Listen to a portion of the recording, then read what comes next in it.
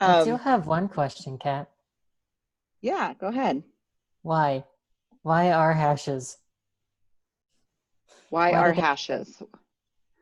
So hashes are that's a good question. Hashes are a very efficient data storage tool in programming. The way that the lookup happens, which you will learn later when you maybe talk about some more CS concepts, which I believe you do in Mod 4.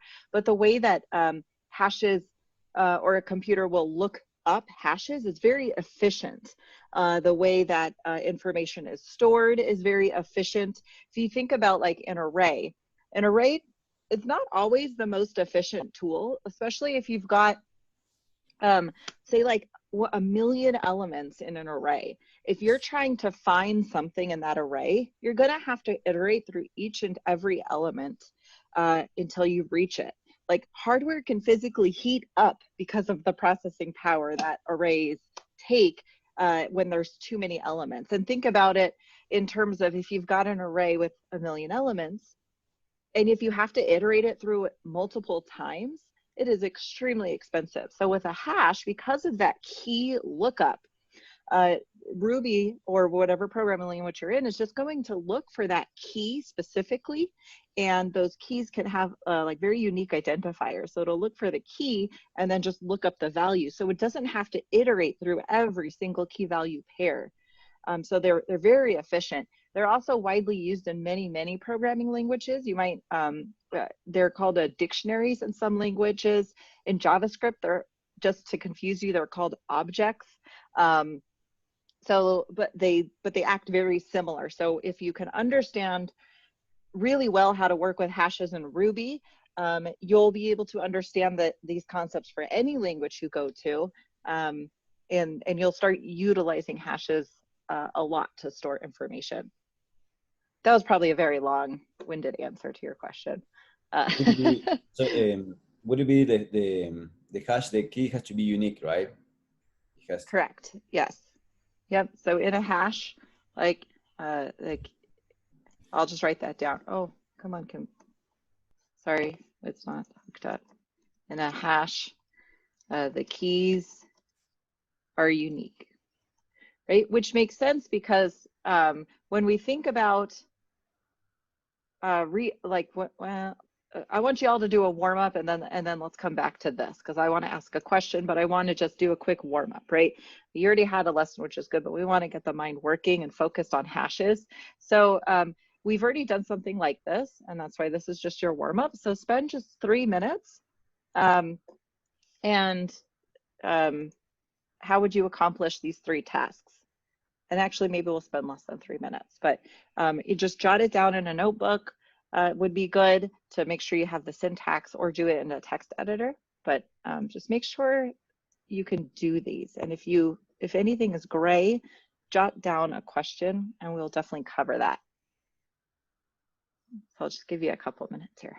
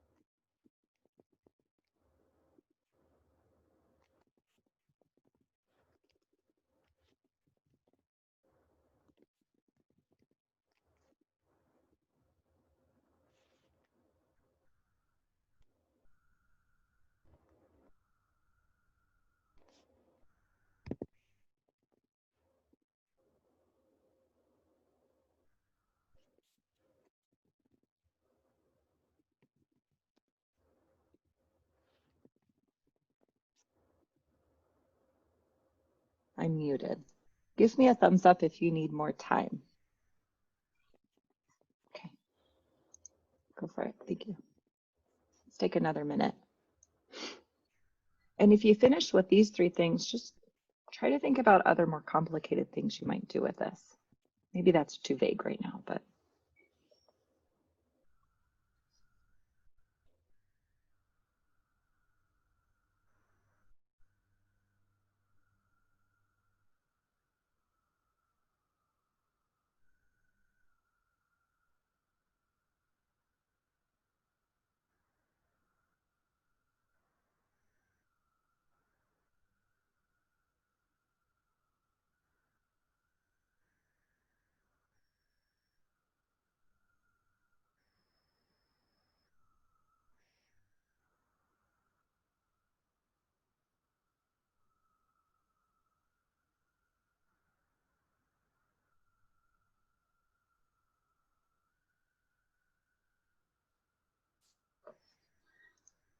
Okay, so let's work through these real quick. Again, I know we did this the other day when we talked about hashes, but we just want to revisit these topics to make sure that we get this good foundational knowledge so that we can start working on more complicated data structures because the ideas in how we manipulate more complicated hashes all works off of this basic foundational knowledge. So if we've got this down really good and we understand it, then we can really do anything with hashes. And you're going to be manipulating these hashes or dictionaries or objects for the rest of your career.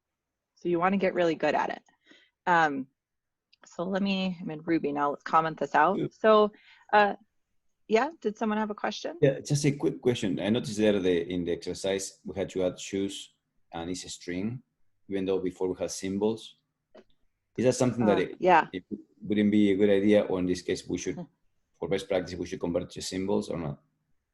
Actually, so I apologize. This is in Markdown. So these are not strings, these are backticks. So that when Markdown renders, it'll render this as like highlighted.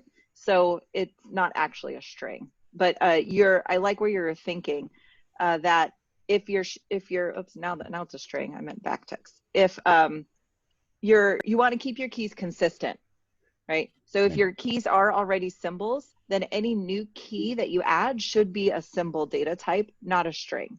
So you're correct in that thinking. Okay. So let's just try it like this first one. Determine how many pants we have, right? So Leah, if you want to come off mute and kind of just, if I needed to know how many pants we have, what would I type? So I put suitcase, and then in brackets I put the key of pants as a symbol. Yeah, and what is the symbol? Perfect. Exactly. So thank you, Leah. So again, this how we query a hash, right? We just have the name of the hash, the variable, and we use our bracket notation. Our symbol or the data type of the key must match. So if this happened to be strings, then we would need our hash rocket. And then this would need to be a string if we were querying socks. Okay, so our data types of how we are querying the strings must match. Okay, and then let's get really clear on return values. What is the return value of this expression? So usually we denote that like this is our return value. So specifically in this case where I'm querying socks, what is my return value? Danny, The related. I'll just say, or whoever. 5. Danny, what's the return value specifically right here when I do suitcase socks? It would be the integer 5. Perfect. And then Hope, I think you were going to tell me the more generalized return value. The related key. Try one more. Related value. Yes, right? So when we query a key, the return value of this expression is the related value from that key. And this is going to be important because in Ruby, when we do chaining, like method chaining, we work off of return values. So a question for you. Could I do something like this? Yes. Could I do that? Yeah, right? Because in Ruby, we can do method chaining. As long as it works off of, well, as long as this method is valid for the return value of the expression that comes before it.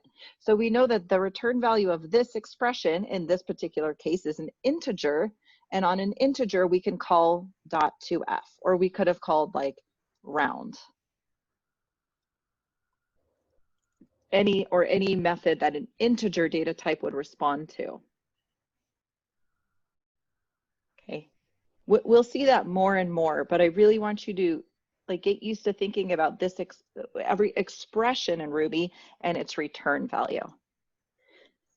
Cool. Okay, now how do I add a key of shoes with a value of 4? Nico, since you were talking about this one, you want to go ahead and take this one?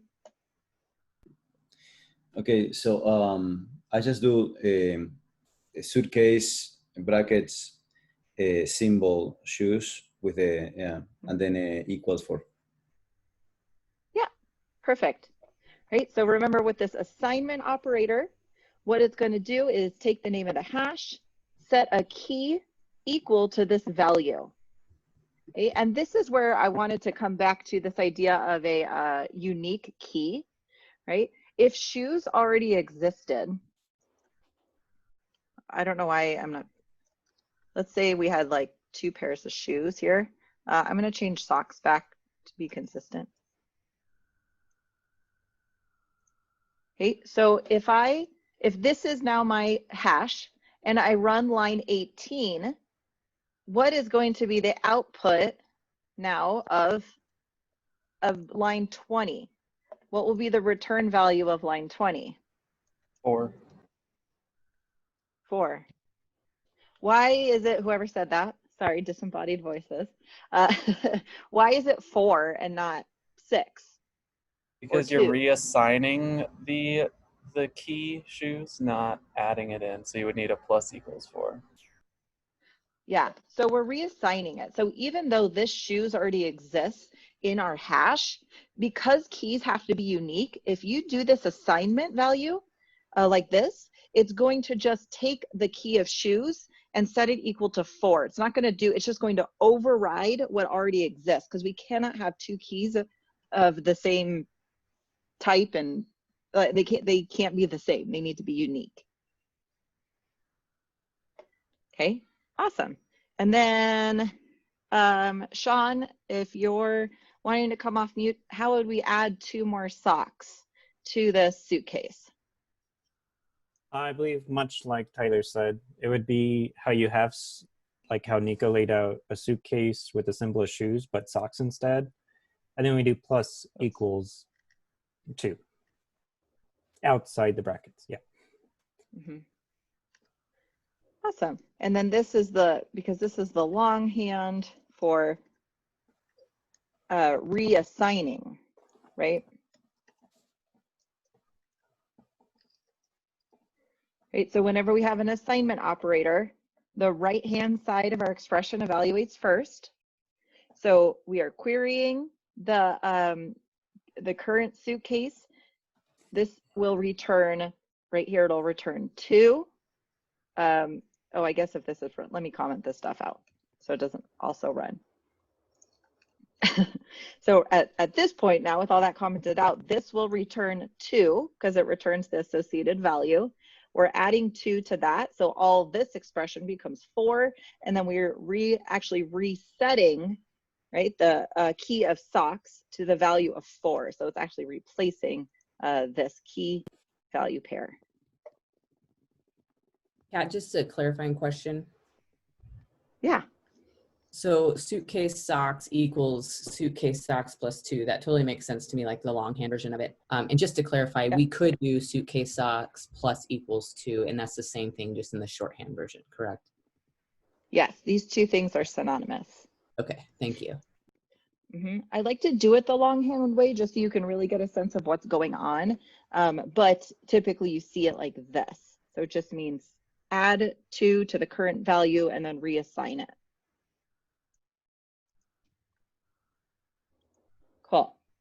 Right. Any other questions about these, like this basic hash manipulation?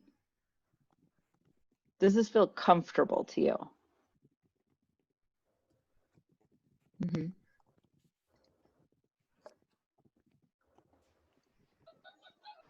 Hey Kat, I really struggle with like and I'm wishing as I'm figuring out my question that I had an actual example to point to, but like during our either independent challenges or like maybe even some projects, like deciding when we should be using a hash versus an array is always just sort of baffling to me, and I'm not really clear on like, here's a situation where a hash would be perfect, you know? Yeah, I think, and part of that's going to come with experience and working with data in both kind of structures, because there's pros and cons to both, right? I think a general rule is first of all, if order matters, then we want to use an array, right? Because order matters in an array. We have indices where we can query something specifically by where it is located in our array. Okay? In a hash, order does not matter. Key value pairs can be anywhere. Because of how Ruby queries a hash, it doesn't matter. It's only looking for the key. It doesn't care where the key is within the data structure. Okay. The other thing is anytime you've got something where you're like tallying a count of something, it's a good place to, or a good use case for a hash, right? Because how would we do this in an array? It would be like that fridge example. It would be like, well, let's just use symbols because that's easier for me to type. Socks, socks, socks, like 5 times. That's really annoying. And then we shift over to pants, pants. Like that can get really cumbersome and maybe annoying. There might be a time when we would need it like this. So you're going to get the infamous answer on like, it really depends, right? On our context, I know, and what we're trying to do. But oftentimes when you want to like keep track of a count of something that's related, a hash is a good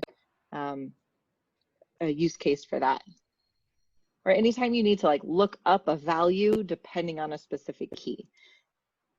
I think a lot of that too is just going to come with experiencing it via your projects, trial and error, and just working with both and really thinking about like, okay, if I've got this data structure, or like what are my plans? What am I going to do with this data?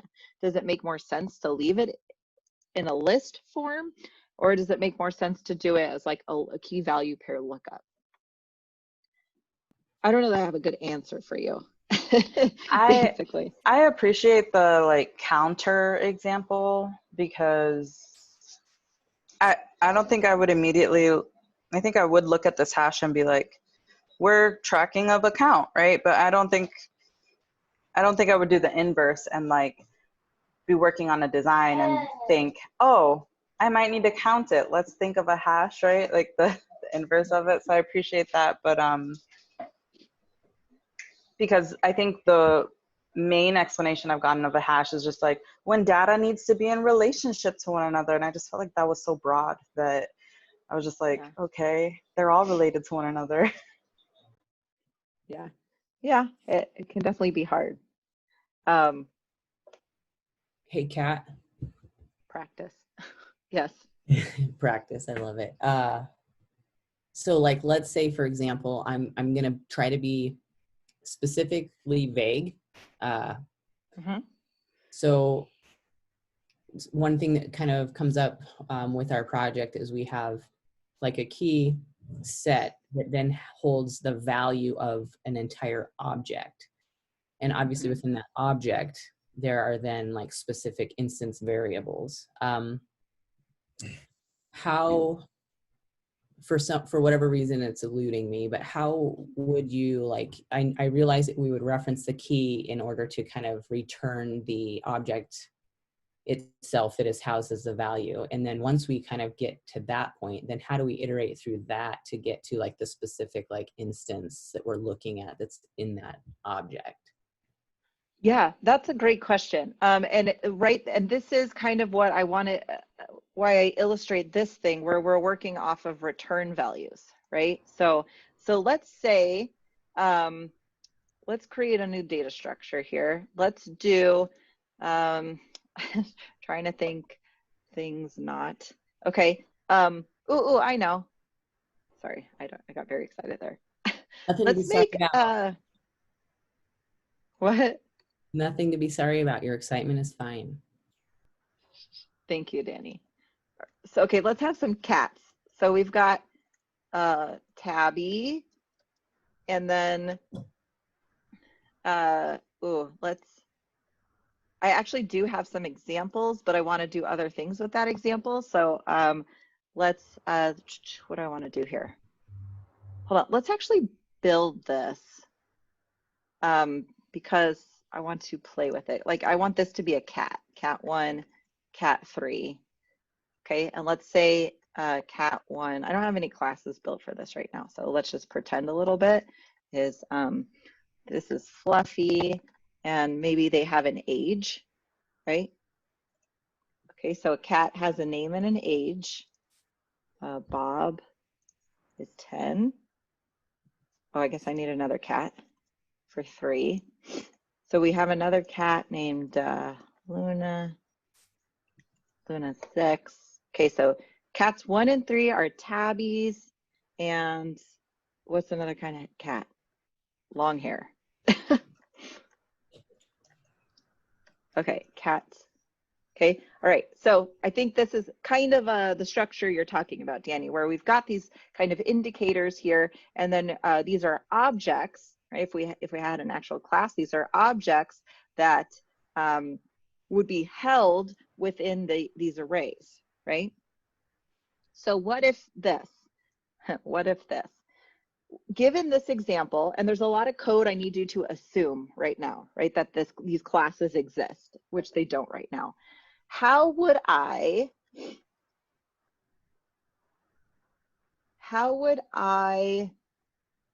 access the name of the first tabby cat? Okay, so take a minute, take 2 minutes to use just this variable, the cat's hash. You cannot access this example. While I figure out why my headphones stopped working. See if you can write the code to access this data from this hash.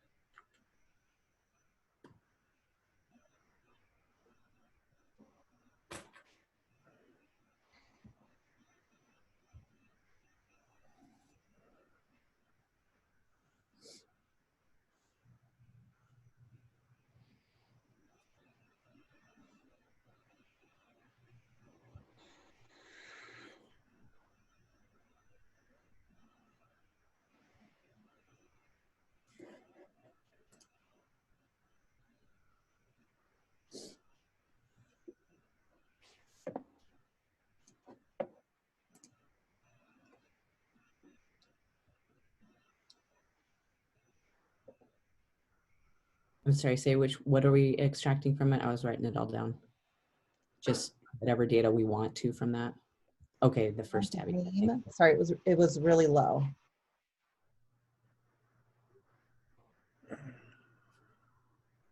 Yeah, this hash. Oh my gosh, why is there music playing? Guys, my computer is a mess today.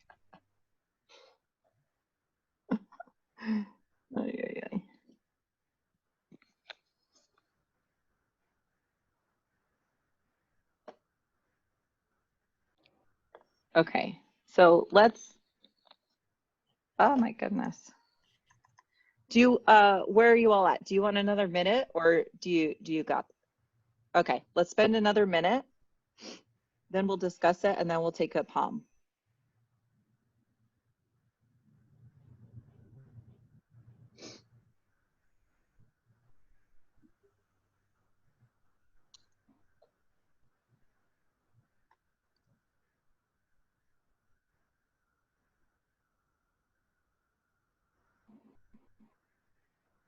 Spell that right.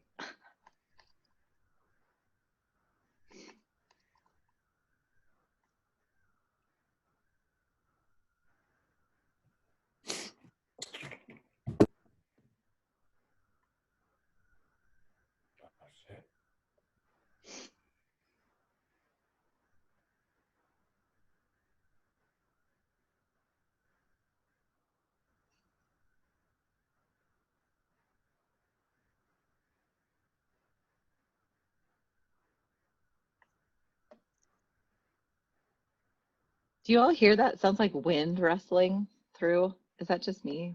Oh, sorry, I'm unmuted. My bad.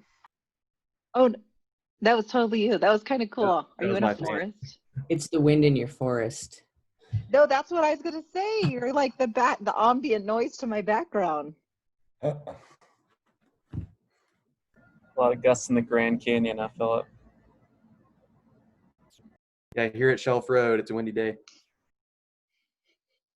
All right, so let's come together and talk about this. So I'm gonna do this is kind of small, isn't it?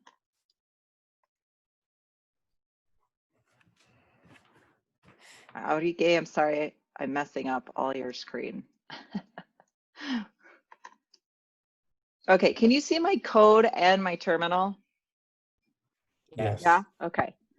So let's run this playground. I built this like little impromptu class so we can actually see what's going on here and not just pretend in our heads.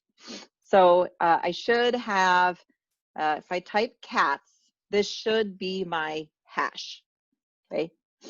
Which it is. So it looks a little funky here just because of how the terminal will format it. So, but we can see this outer structure is a hash. I've got the key of tabby here with my hash rocket. So, whoops, oh, that was weird. Look, I put it down there.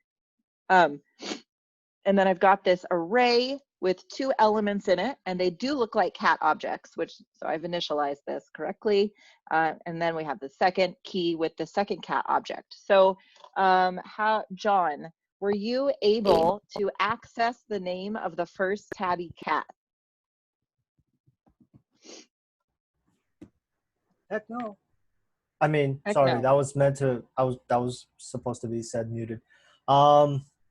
So honestly, I wrote stuff down, but not sure. I just wrote stuff down just to write stuff down. To see how close that's I okay. was. Yeah. Yeah. What's like the first thing you wrote down? You know what? I'm thinking about this. This is actually jumping ahead to our nested data structure lesson a little bit, but that's okay. You all can handle it. So you want to share anything you wrote, John, or? Not particularly, but I'll do it. Okay. So I did cats, bracket, tabby symbol. And then next to it in parentheses, I did cat1.name. Oh, like this? Yeah. Okay. So I'm going to erase that for a second. Let's just start with this. No, thank you for sharing. I appreciate it. So let's start with cat's tabby, right? And let's think about return values. Okay. So remember when we talked about this very simplified example, and then Hope let us know whenever we query a hash, query a particular key. In general, the return value is whatever value is associated with that key. Can you hear me okay? Okay. So when I type cat's tabby, what is going to be the return value of this expression? Guess in your head, or maybe you already tried it. It is an array with 2 cat objects. right? Because that is the value of this key is this whole big other structure.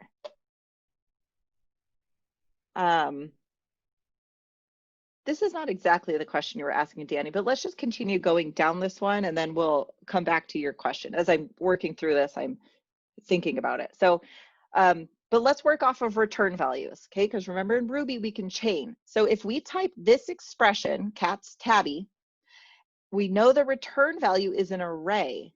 Well, how do we access the, how do we access the first element in an array? Could you do like square bracket, like the index 0, or even call like a dot first? Absolutely, either of those will work, right? Because this cat's tabby returns an array. So now we can chain an array method and we should get back a single cat. Okay, so now what can I add to this chain? Because the whole return value of this statement now is a single cat object. So now how can I, oh, hold please. I just realized I wouldn't be able to do the thing. Let's try that one more time. Okay, back to where we were. So we've got cat's tabby dot first. Now what can I add to this chain to access the name of this cat? Dot name. Yeah, dot name. Because we, very quickly right here, we defined a method called dot name that a cat object will respond to. So if I've got a cat object here, like this, like I do right here, I can call dot name on that to get back just the name of the cat. So this is all just working off of return values.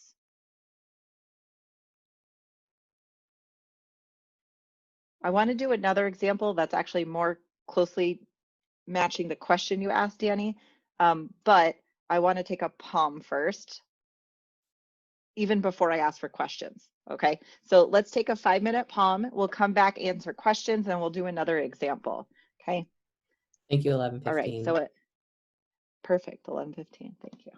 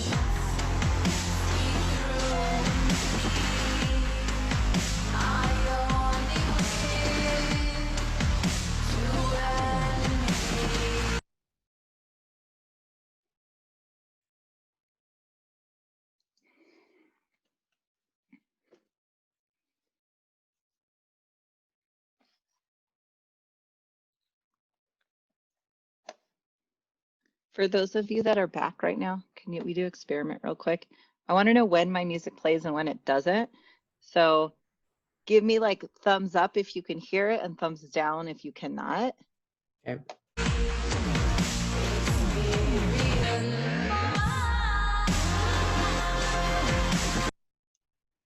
Okay, good to know. If I press my mute button, I think I'm muted, but you can still hear my music. Cool. Yeah, the glitch mob was pretty good there. Thank you for that. That was glitch mob. Yeah. Yeah. I thought I recognized.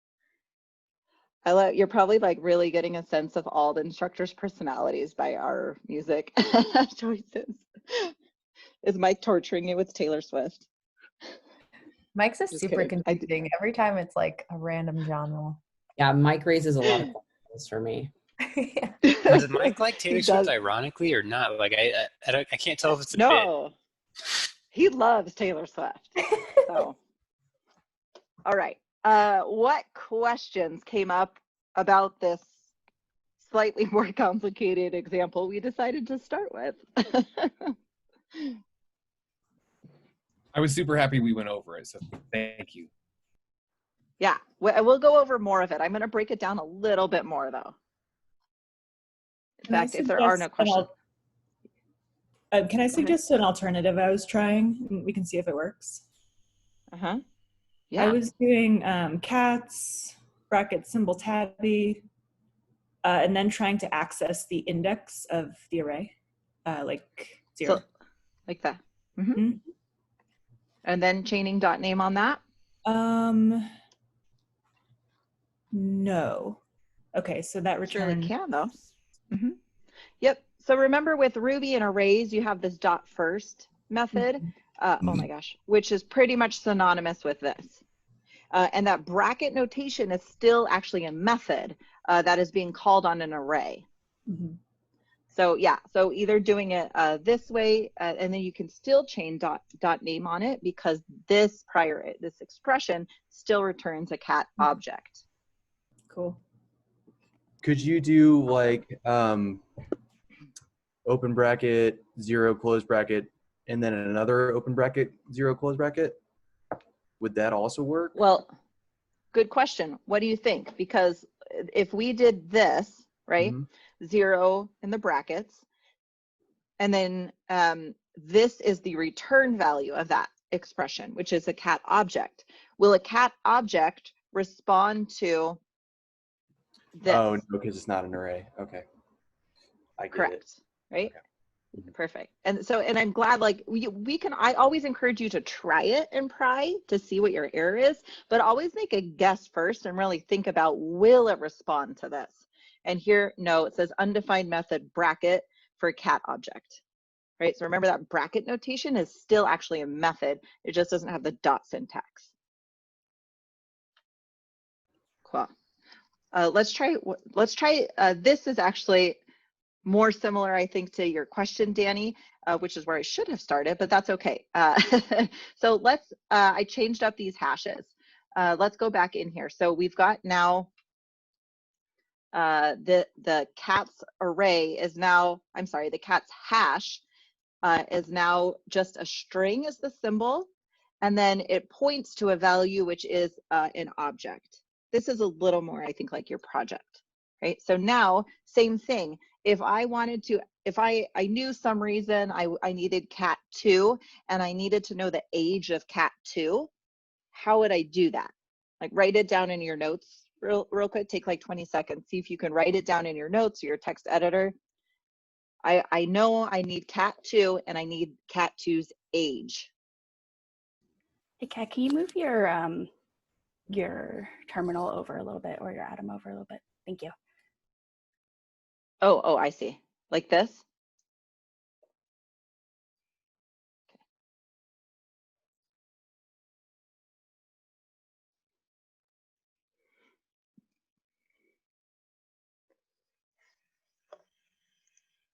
I'm gonna scroll to my second page of faces to call on someone. You don't know if you're on my page 1 or page 2. Oh, I've been recording this whole time. It's okay.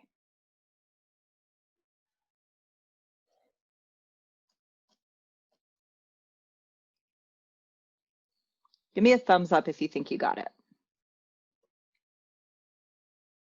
Okay, I'm going to give you about 15 more seconds.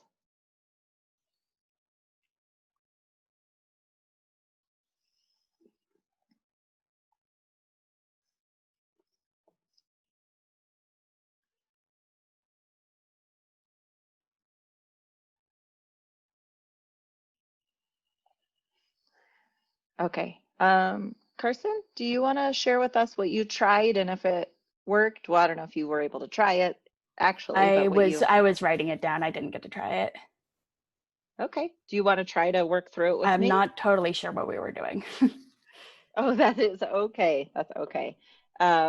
Cool. So how about Nell? Do you want to try to help me? So we're trying to get, I know I want cat 2 and I need to know cat 2's age. I did cats. Oh gosh. And then brackets symbol cat 1 dot age. Okay. Everyone make a guess in your head. What will happen when I press enter?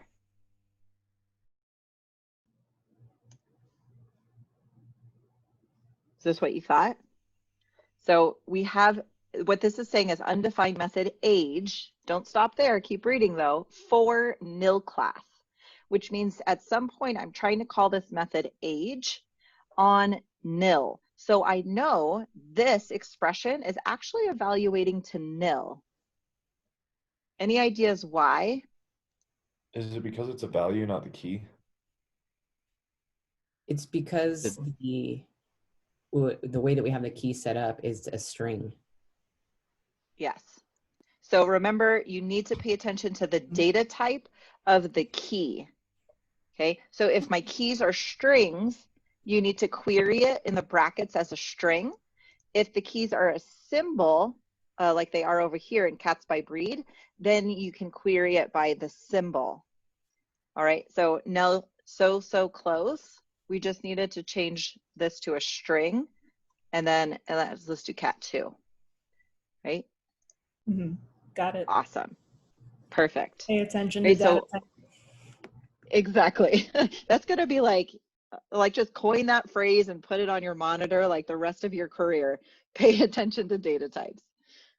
Okay, cool. So again, this is just working off of return values. We know that if we have a hash and we query a specific key, then the return value from this expression is going to be the value of that key inside the hash, which in this case is just a cat object.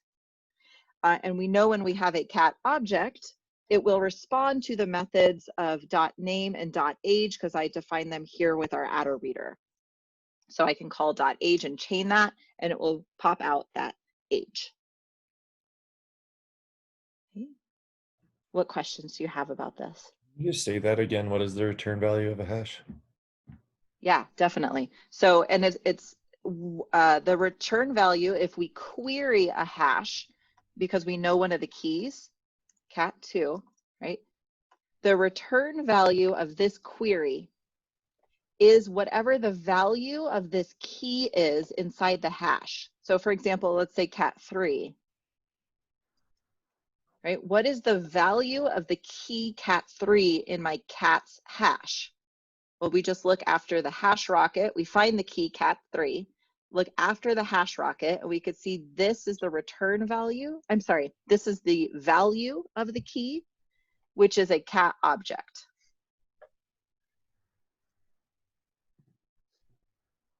Thank you. Yep. Yeah, and then we can test it and see, here's our return value. So because I know that this is returning a cat object, I can chain anything I want on this, whatever that method will respond to, or whatever that thing object will respond to. Cool. Other questions? Kat, quick question. Yeah. So I was looking down and writing stuff, so I missed the part where you separated cats by breed and then made a new cats hash.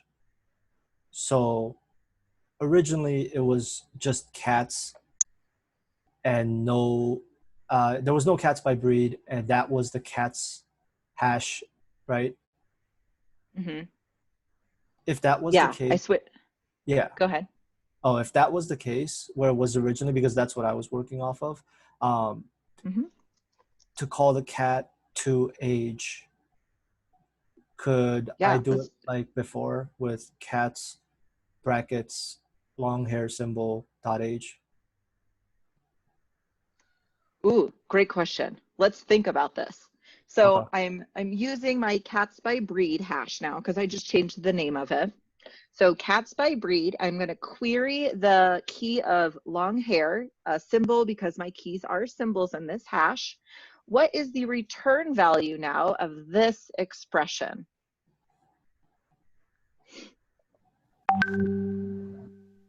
Cat2. Cat2 object. Close. The array of Let's an array with an element inside of it of cat2, right? Let's test that. An array, right? Because the value of this key is an array,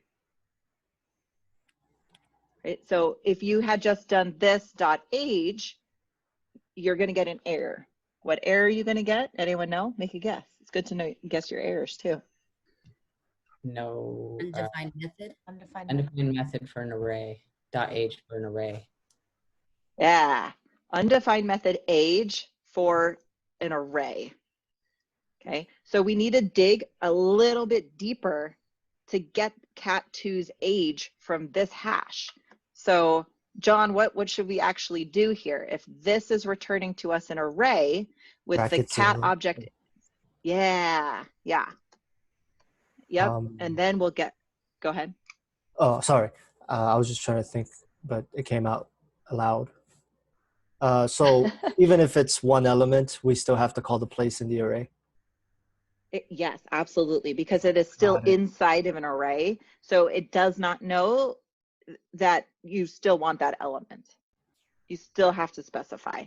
So that will get us into the array, extract that object for us, and then we can call dot age on that object.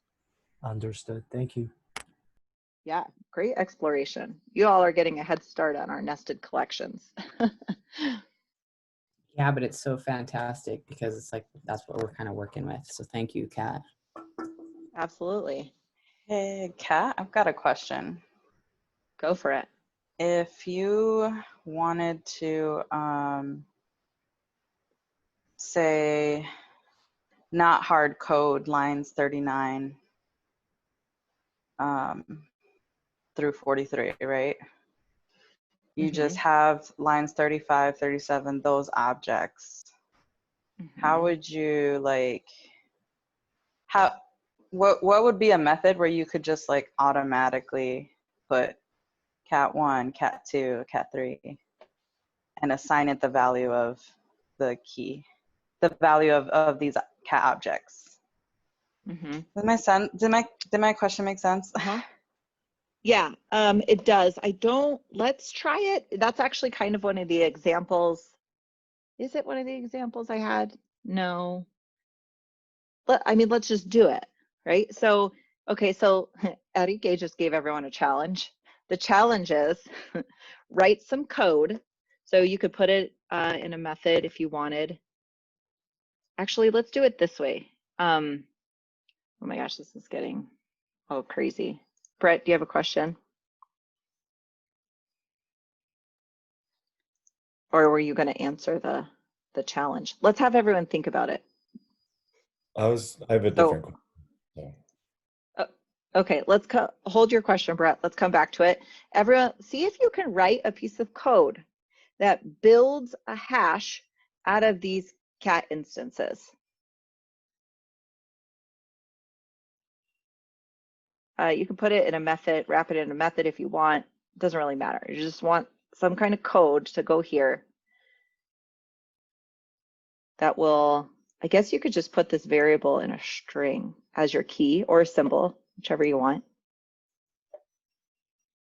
And then we'll store the object as the value of that key.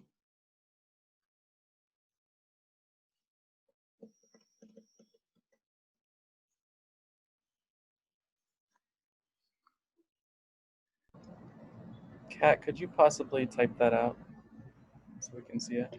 Yeah. And you know what else I'm thinking too is that let's I'm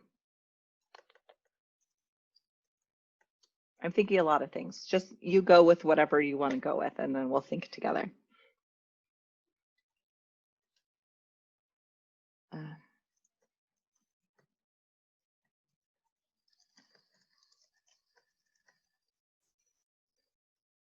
When I say where the key is the cat number, it's just like referring to these variables.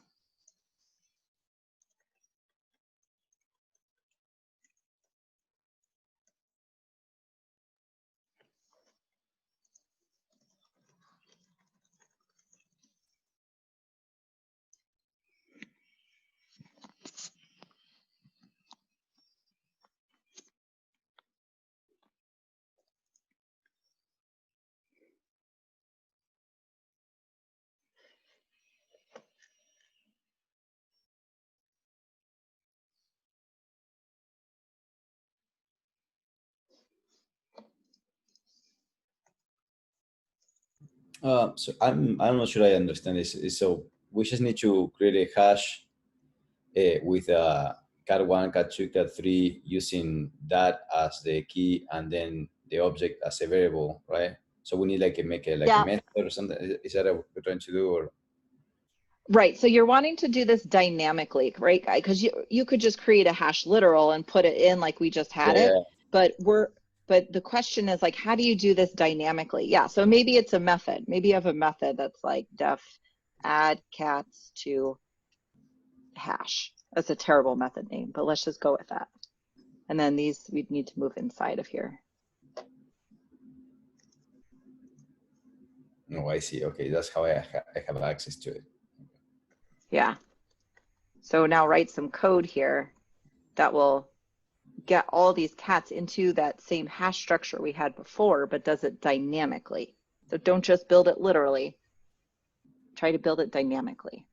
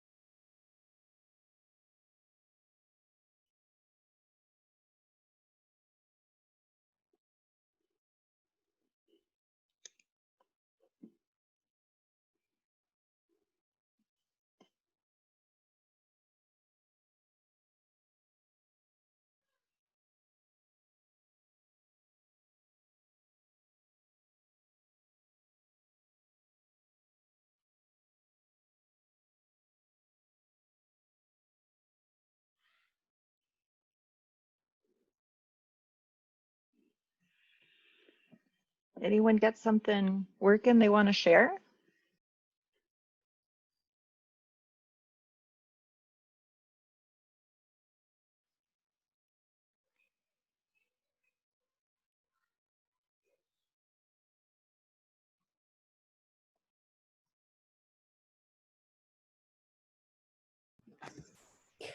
Kind of ish, maybe. Try. Let's see. So I just kind of did like result equals hash dot new. And then on that same line, put a space and then curly brace, space pipe, hash, comma key, and your pipe. Okay, yeah. Mm-hmm. And then like hash square bracket key equals an empty array. And then I guess we would have to kind of do like an iteration through, that's where I'm kind of at right now. Like, so like, not really sure exactly how to do it, like at cat dot each do cat, and then you would do result. So Danny, can you talk us through what the heck this is? Sure. It's so in playing with some of these different like Ruby exercises and stuff like that, essentially, to my understanding, what that is doing, so like we can do either result equals empty braces, or I mean empty curly braces, which would represent like an empty hash, or a hash.new with a default value of 0. This is basically setting it to, so in our block, we're setting a hash and a key. And then we're taking that hash and assigning the key equal to an empty array so that we can then shovel in the values to the key, I think. Okay, yeah. So this, what this code is doing is setting a default value that whenever you query the hash with a key that doesn't exist, it's going to just set it equal to an empty array, which could be helpful in some situations. And then I got really curious with this. Oops, do I have multiple? Where am I? So if we look at result right now, am I outside of my pry? Oh, yeah, yes, I am. So I need to access this pry, because it's inside of a method, I actually need to invoke the method. So now if I run this, okay, now I'm inside of that method. So if we look at result, it's just an empty hash. But if we do like result slash the key query tabby, we're going to get back now an empty array. So this is setting a default value. And now let's look at result 2. Will it have the same behavior? Long here. It does, which is interesting. Result now has that in it. Result 2. Interesting. So that's the difference. Is this setting this default value like this, right? Because we know when we do hash.new, if we pass it an argument, that'll be a default value, but it doesn't actually set that key value pair in that hash unless we actually set it equal to something. But it does give us a default value. However, with this block that we're passing, when we query a key that doesn't currently exist, so we'll actually set the default value for us and retain that key value pair. This is just interesting knowledge that you can add to your tool belt. Nice to have. Nice to know, not need to know. Yeah, exactly. Cool. However, that's actually not exactly what we were trying to build. We just wanted to build the hash where it just had like cat1 equal to the object of cat1. So not the array piece. I mean, we could build it with the array piece too. Arike, were you thinking with arrays or without arrays? Or both? I never know. I never know. I never Depends know on the context, Kat. Oh my gosh. Giving me back my own medicine. Okay. Okay, so this was a fun exploration though. I really enjoyed that actually. So does anyone else have some code that they built to accomplish this? I can think of a million different ways to do it, so. So I'm like, for me, like the challenge is like, I know if I put in an array or what I can, for example, just put it into the array, like create a cat hash and then just pass, the key and the object, right? As a, what's the name, as a value, so like cat.new fluffy for, that would be like the value. But to do it like with an enumerable or something like that, I will need an array, I think, right? Sure, so let's just stick them in an array, like line 55. We could do that, that's legal. Or look, we don't even need to store it in a variable. Let's just call our enumerable on this array directly. this is a very trivial contrived example, right? But that's okay. It'll still get us working with hashes. So Nico, what enumerable would you call on this array to build a new hash? Well, I can do each or map. Sure, we can do it. Let's do it with dot each. So to do it with dot each, how would you do it? So, well, the thing is to pass the like the name and the age would be, it will be, what's the name? To change it per case, that'll be harder. I know I can tell you what to do for one. So anyway, so I definitely will need to pass, so we'll pass each do, right? Then I need the pipes will be the key and value, right? Key, comma, value. Or in this case will be, would be cat name, or a cat would be the key, and then the value will be object. Can I ask a question, Nico? But if this is an array, do you have keys and values? No, you're right, yeah. So anyway, so then yeah, you're right. And then so then here I will I need to create, you know, my hash, right? So what I would, like cats hash, cats underscore hash, for example. Okay. And then well, actually that will be a problem because I'm not sure. Yeah. The way I did it, it's okay. I mean, I'm not very good at like on the fly things, but like that's okay. Here I wrote, you know, cat underscore hash, you know, pass the cat1 and then equals cat.new fluffy, comma 4. I know I can I should be able to do it this way, right? No problem, but I'm not sure yet how. Okay. So who can take over from here to continue writing this method? Roberto put something in the chat. I'm curious, Roberto, to hear your take on it. You've been nominated, Roberto. Okay, that's what I get for posting in the chat. It's a safe space. So I'm not sure if this will work, but so in the class cat, I put a constants of cat as a string cat. So and then the numbers as a constant with a range of 1 through 4. And then I made a def generate cats method with cat all capitals dot each do. Oh, also there's an empty hash for @cat. Okay, yeah. I'm all over the place. So cat dot each do cat, and then enter indentation numbers dot each do number, and then @cat. I don't know. It's just it'd be easier to explain if you just saw it in the chat, I guess. With the I see. Oh, I see. Because for generating the strings of this cat1, cat2, cat3.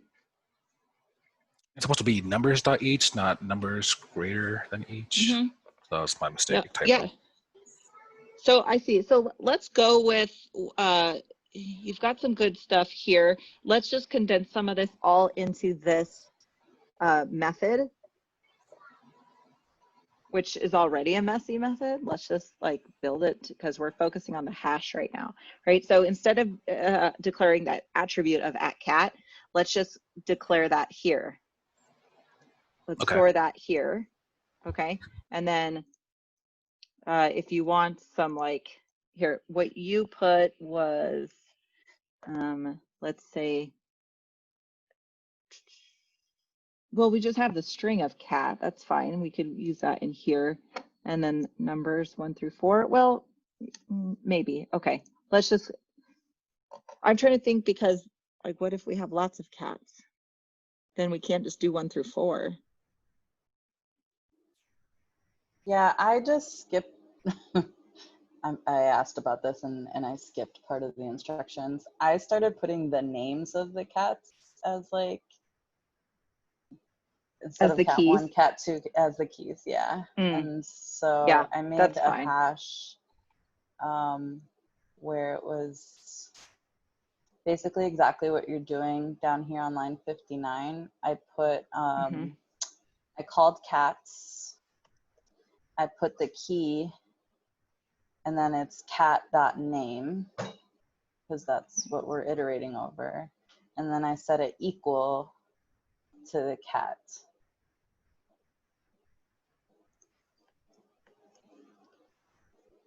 Yeah, I like that. Right, calling it cat 1, cat 2, cat 3, I think probably made that unnecessarily difficult. So Roberto nailed it. Yeah, this is a cool solution, right? The only thing, like, what if we have 10 cats? Then we need more than our range of 4, right? So, but again, this is like not a great example. We're just kind of throwing out examples here, but this is a great way to do that. So let's like change our hash a little bit more. And maybe this is decisions you have to make like as you're going through your projects, right? If you have some wiggle room with the spec. With the interaction pattern, of course, but maybe we want the key to be their names instead of cat 1, cat 2, cat 3. It's a little more descriptive if we have their names. And then Enrique's code right here definitely accomplishes that. So we're taking all the cats we have. We can call .each directly on an array literal, right? Works on an array, on a collection. And then for every cat, we're just extracting its name, setting it as the key to our cat's hash, and then setting it equal to the cat object itself. So we can put a pry in here. Make sure we did that correctly. And now cats looks good. Each key is the cat's name, and the value is the object.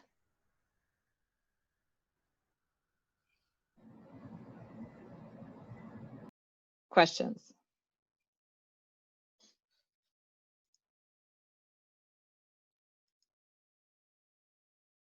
Probably lots. I think that was like a real cool, like, what did I say before, cat? Think, pot, stir.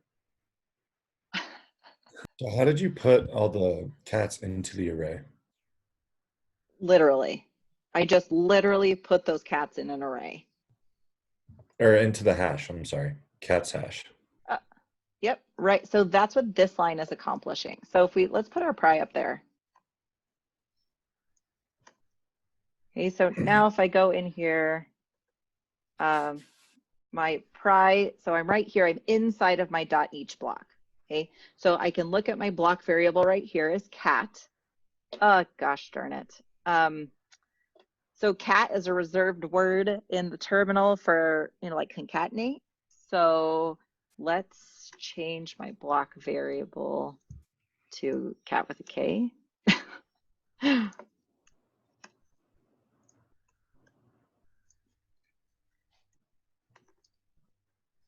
Oops. Okay, let's try that again. Cat with a K is holding my cat object, Fluffy, right? My cat's hash right now should be empty because this is my first time through. I haven't done anything yet, and it is.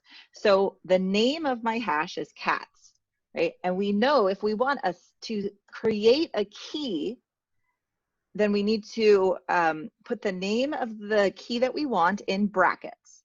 Okay, we want the key to be the name of the cat. So if I do cat.name, we have Fluffy. So that's the string I want to be the key. So I'm going to set it in my brackets as cat.name because this will still interpret this and give me the return value of the string Fluffy. So I'm setting a string called Fluffy as the key, but in order to store it in that hash, I need to assign it a value. And the value I want to assign it is the object itself. So the actual cat object that I am currently working with. So if I press enter there, cool, it did its thing. Now if we look at the cat's hash, I can see that indeed Fluffy, the key, is stored with that cat object as its value. And now as I go through each iteration of this array, I'm doing that for each cat object. So by the end, I should have 3 keys each storing its own cat object as a value. Does that help illustrate how we're building this hash? Yeah. Thank you. Kind of. Yeah.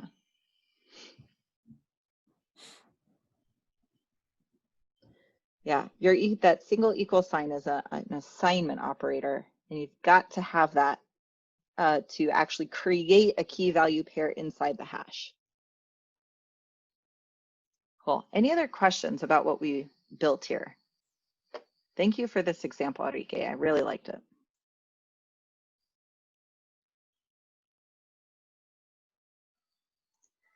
Okay. You want to try building a more complicated hash? Maybe. Oh, it's 11:51. Let's build one more. Time goes by fast when you're having fun, huh, friends? I just would like to say, I really appreciate these small groups, Kat. Like, I feel like this is like helpful for some areas that we're like stuck in. Yeah, absolutely. And I wish we had more time to do more of them. But on the surveys, definitely, mention that you enjoyed this, because we do look at the surveys. Well, we can try this next one. It's slightly complicated. Let's just try it and see what we get. So I've got some classes pre-made here. This might be too much. That's okay. Let's just go for it anyways. All right. I have a planet class. I've created some planet instances. Okay. Here's the planet class. Nothing fancy. Same old, same old. I've got a solar system, right? Kind of same pattern as we've been working with. There's an add planet so that the solar system can have an array of planets. Here's solar system test. All the planets are in. This is what we want to build. This will be hard since you don't have the code to like play with this. So maybe just try your best, even though you can't actually pry into this. But this is what we want to build. You cannot use group by. Sorry, Enrique. Oh, she can't even hear me. But so don't use the method group by, okay? But you want to, this is in the solar system class. Let me do this.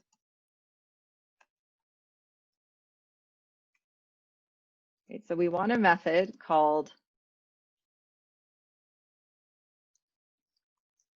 list planets by classification.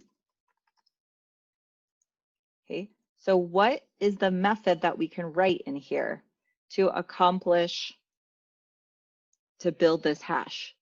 Does this make sense?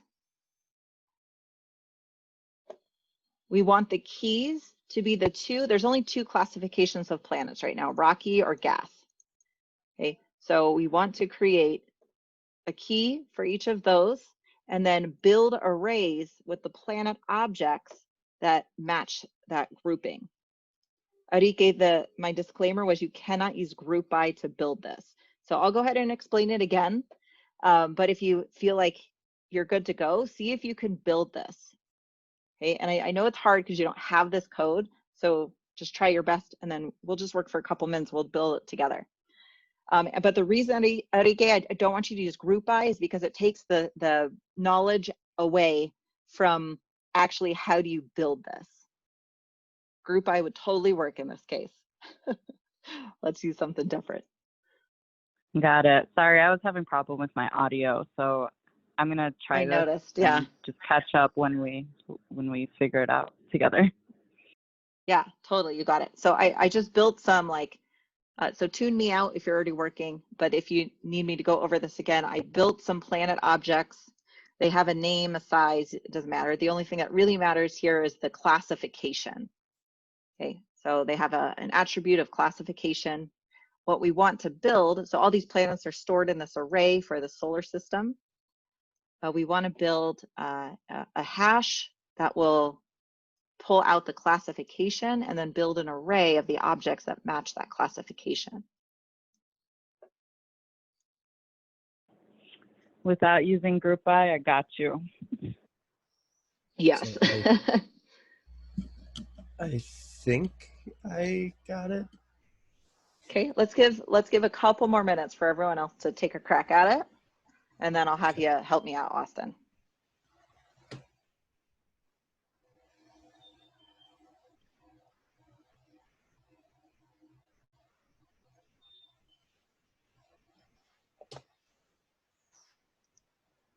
Can you go to the planet class real quick? Can I take a look at that?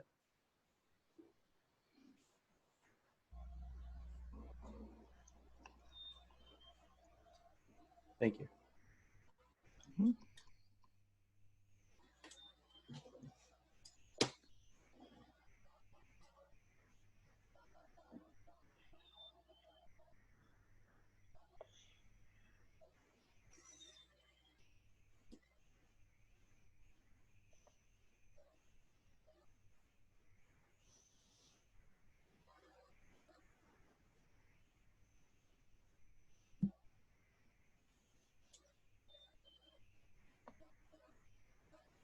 So like Jupiter is obviously the name. The number represents what? Order. In classification. Okay.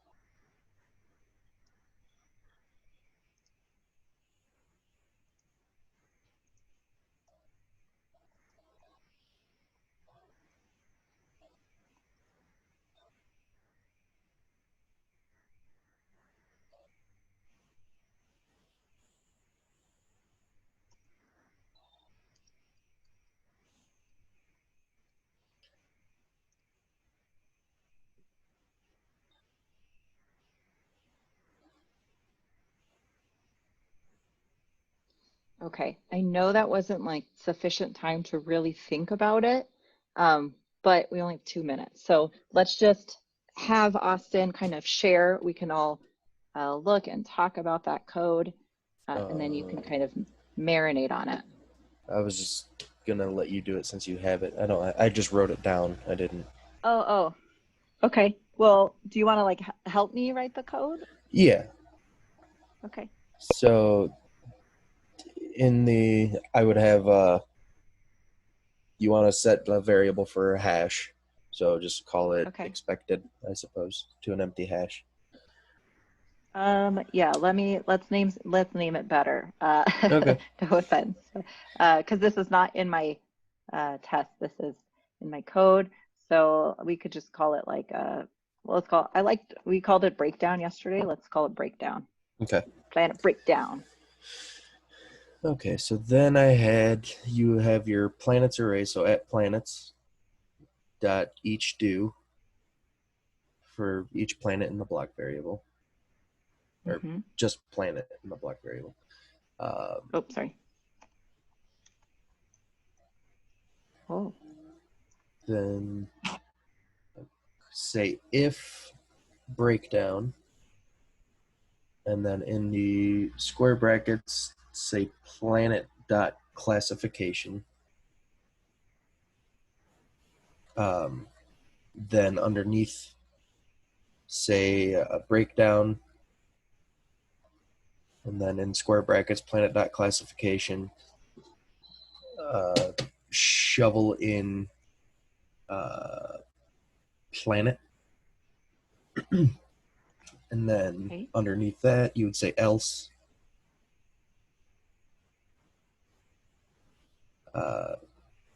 breakdown,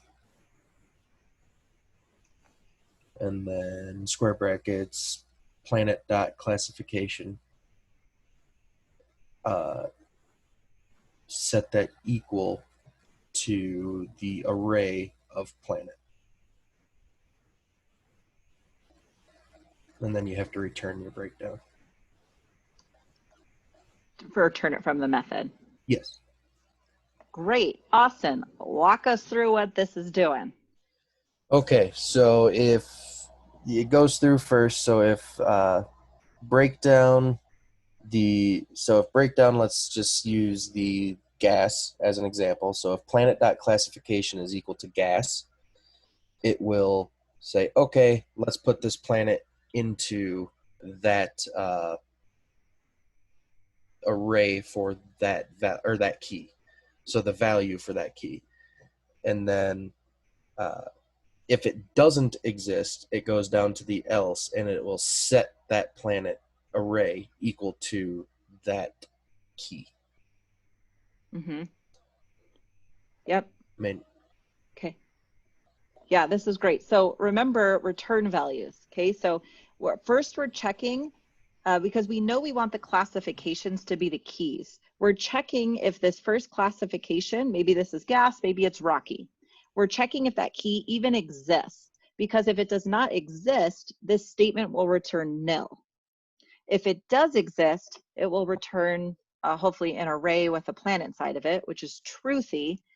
So if this is truthy, the if statement will go down this branch of logic, and then we call that same key again, which should return an array, and then we're shoveling the current planet into that array to add it to our list. But if this is nil, if that key does not currently exist in our breakdown hash, then we are going to assign that key, so it does exist, but assign it to an array with our planet inside of it, so that is set, that key value pair is set.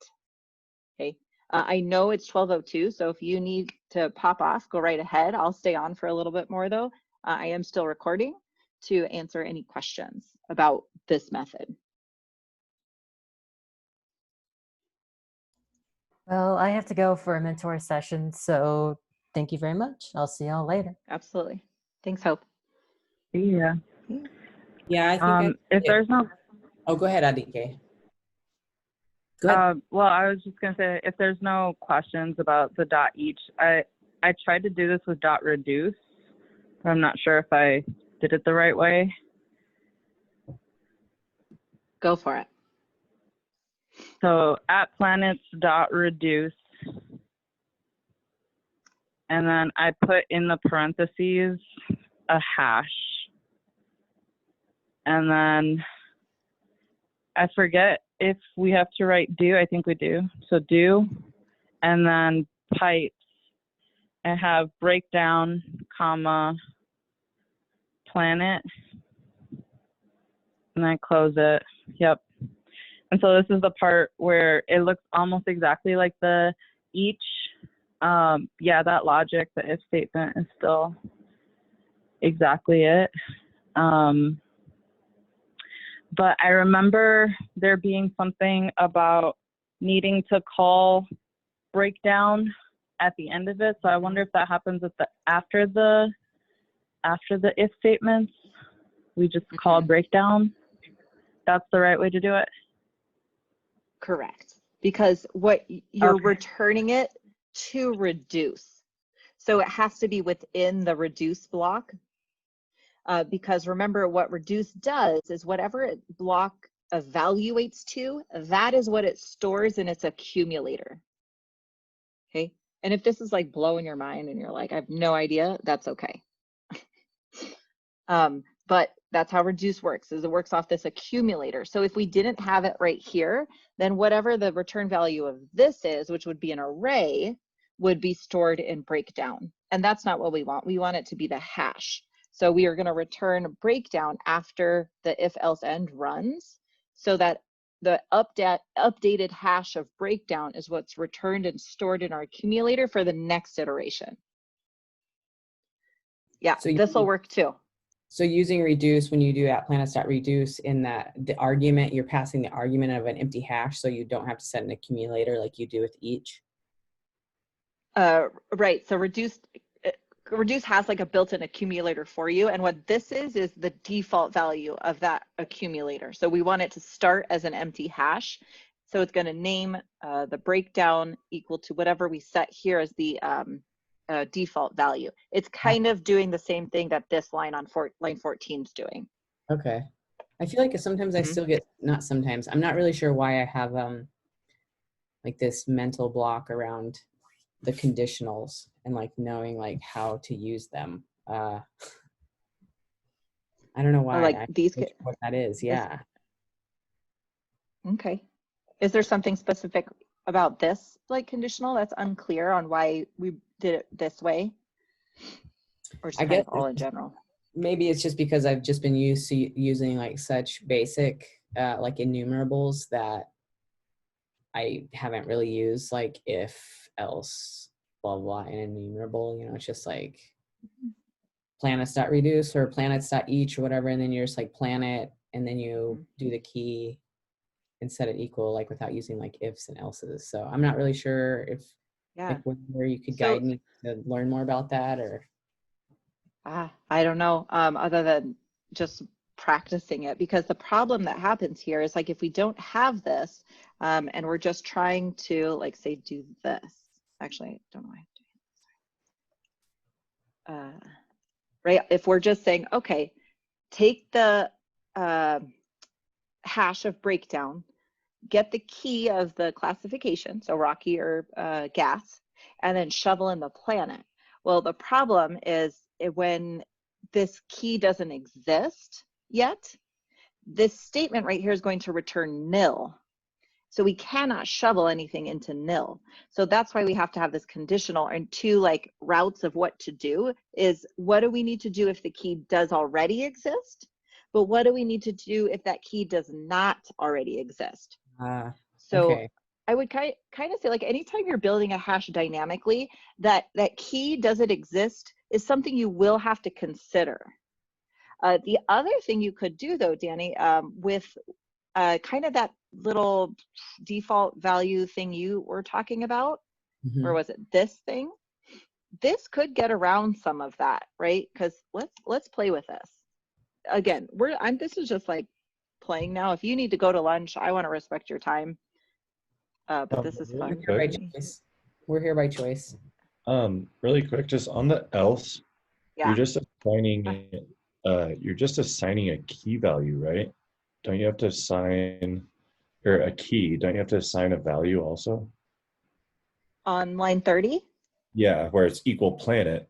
Isn't planet just the key? No, so planet, remember, is the actual planet object, because we're enumerating with reduce through the planet's array. Each time we enumerate through, planet is holding a single planet object. So what we want the key to be was the classification. Where did that go? Is the classification of that planet object, so like gas or rocky. But we want the entire planet object inside of an array to be the value. I know it's hard to see here. Yeah, I see it now. Cool. Yeah. Awesome. So it's breakdown, and then it's like whatever, water, and then equals whatever is the value. Cool. Okay. Right. Yeah. So this will like end up looking like breakdown is our hash, right? So it would be like, yeah, water equals like, and then it would be, you know, this whole planet object that we have.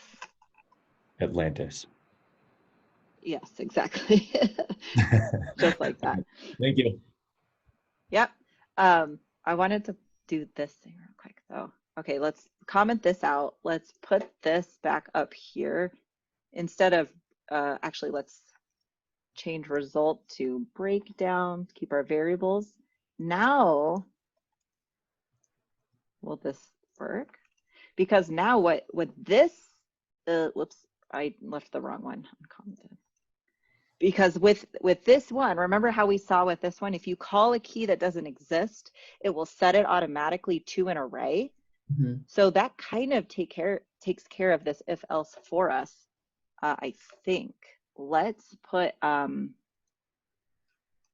pry in here and see if that actually does it for us.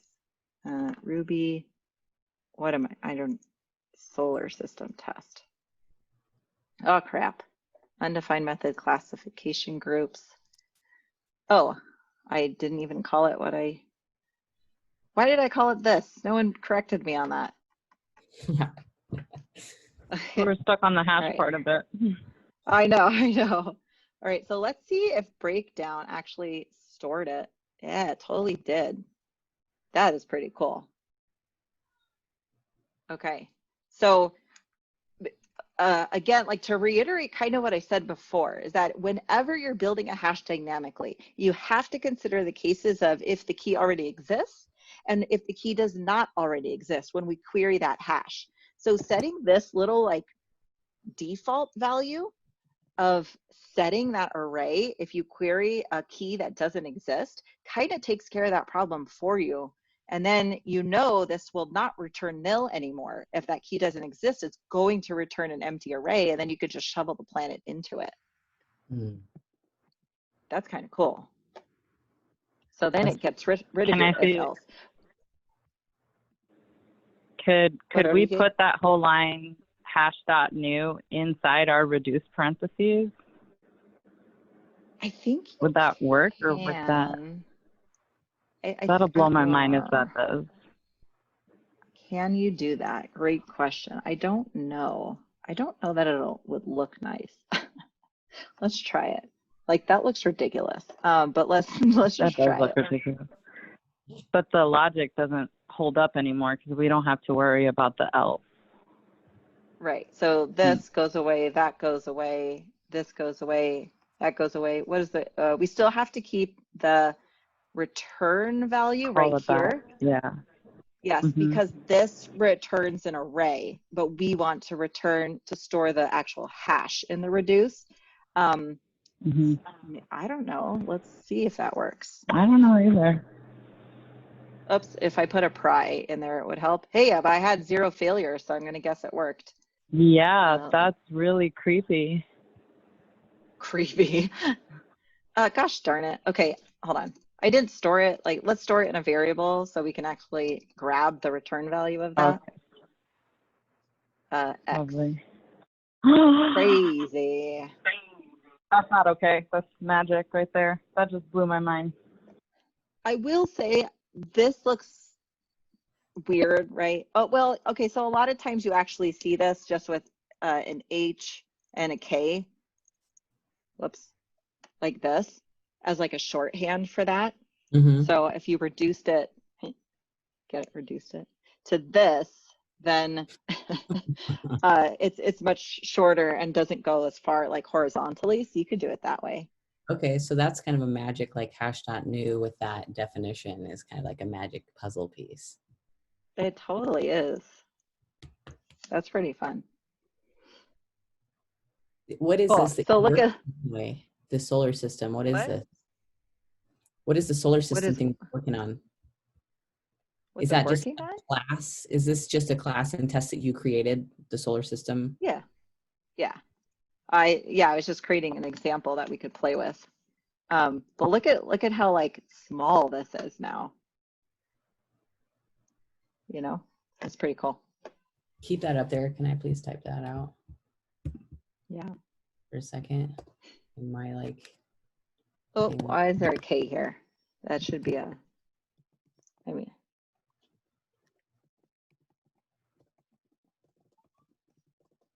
okay, I am going to end the recording. Goodbye. Thank you for being here.